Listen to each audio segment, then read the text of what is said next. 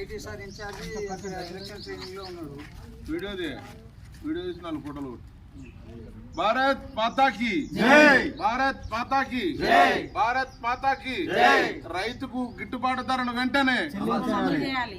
రైతుకు గిట్టుబాటు ధర వెంటనే అమలు చేయాలి. రైతుకు గిట్టుబాటు ధర వెంటనే అమలు చేయాలి. భారత్ మాతా కి జై, భారత్ మాతా కి జై.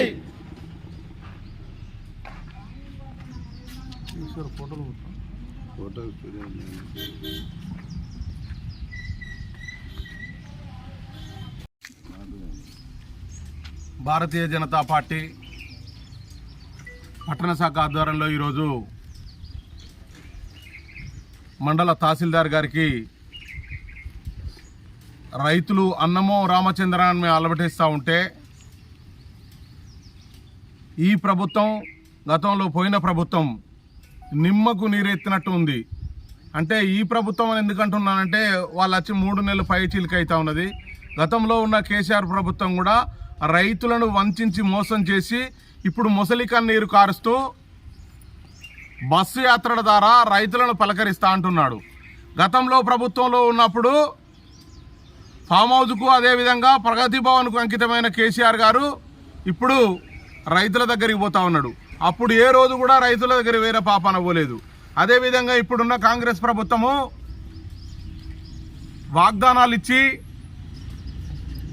ఇప్పటి వరకు ఏవైతే అమలు చేయలేదో వాటిని వెంటనే అమలు చేయాలి. అదేవిధంగా రైతుకు ఒక కింటాకు 500 చొప్పున పెంచాలి. అదేవిధంగా రైతు బీమా ప్రకటించాలి.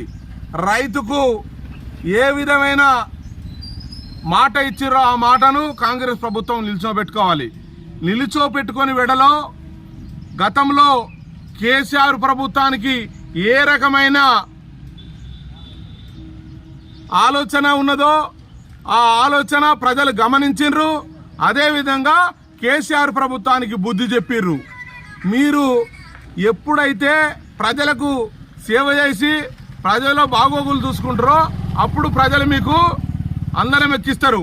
మరి ప్రజలు రోడ్ల మీదకి వచ్చి నీరు లేక అదేవిధంగా పంటలు ఎండిపోతున్నాయని చెప్పి అన్నమో రామచంద్ర అలమటిస్తూ ఉన్నారు. కాబట్టి ఇకనైనా రాష్ట్ర ప్రభుత్వం ఆర్డీఓల ద్వారా ఎంఆర్ఓల ద్వారా తగిన చర్యలు తీసుకొని వరకు సరైన గిట్టుబాటు ధర ఇప్పిస్తూ రైతుకు న్యాయం చేయాలని చెప్పి అదేవిధంగా ఈరోజు మేము ఎంఆర్ఓ గారికి ఒక వినతి పత్రం ఇవ్వడం జరిగినది. అదేవిధంగా మా పార్లమెంటు సభ్యులు బండి సంజయ్ కుమార్ గారు, జాతీయ ప్రధాన కార్యదర్శి గారు వారు రేపు రైతు దీక్ష కరీంనగర్ కలెక్టరేట్ ముందు చేయబోతున్నారు. దానికి రైతులు అదేవిధంగా పట్టణంలో ఉన్న బీజేపీ నాయకులు, కార్యకర్తలు, బూత్ అధ్యక్షులు అందరూ కూడా పెద్ద ఎత్తున తరలి రావాలని చెప్పి ఈ సందర్భంగా తెలియజేస్తా ఉన్నాను.